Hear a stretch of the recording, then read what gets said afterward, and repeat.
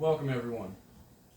Did you know that the majority of electronic information travels not always up into space to a waiting satellite, but instead travels deep below the waves of the world's biggest oceans? They travel along miles and miles of submarine communication cables that sit on the ocean floor. My goal here today is to tell you why these cables are so important and how they are vulnerable to attack and sabotage. According to the History Channel's website, the first transatlantic telegraph cable was laid in 1858 by an American named Cyrus Westfield. On August 16th, this engineering marvel allowed President James Buchanan and Queen Victoria to exchange formal introductions via the telegraph. The world has come a long way since the development of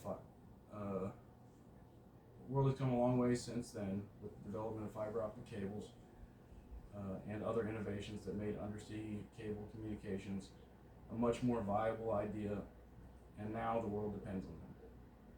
If you take a look at the screen, you can see a map from CNN.com showing the major paths these cables take. I would like to provide you with a few examples that illustrate the vulnerabilities of undersea cables. If you take a look at the next slide,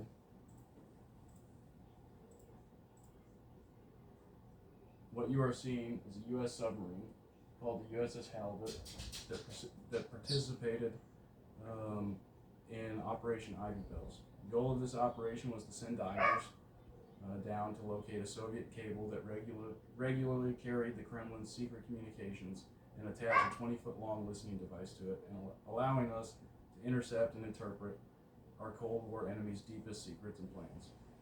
Submarines have advanced considerably since the time of the USS Halibut. If you take a look at the next slide,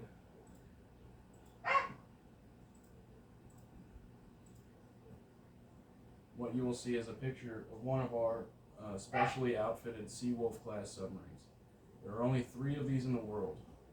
They actually cost $3 billion a piece to produce. And their main purpose is intelligence gathering and other clandestine missions that the public will never know about. One mission it is most capable of is listening to, tampering with, and destroying undersea cables. The Cold War may have ended, but tensions between the U.S., Russia, and China are at an all-time high in comparison to the calmer relationship we enjoyed with Russia after the fall of the USSR. These peer state foes have continued to attempt to steal our technological secrets as well as innovate some of their own. Russia, for example, has a new class of submarine. If you take a look at the next slide,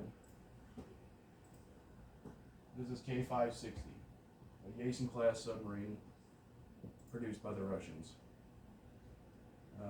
According to the War Zone's website, U.S. Air Force General Glenn Van Herrick briefed Capitol Hill on the development of this Russian submarine, saying at one point that these submarines were advanced, very quiet, and nearly on par with our own. In the end, war has multiple domains, such as air, land, sea, and space, but it is unlikely an attack on these cables alone would severely inhibit our abilities to coordinate a defense. We have backups such as satellite and other technology to augment the functions that these cables provide. But in the end, it is important to not overlook the importance that these cables have, not just historically, but their importance to us in the present day.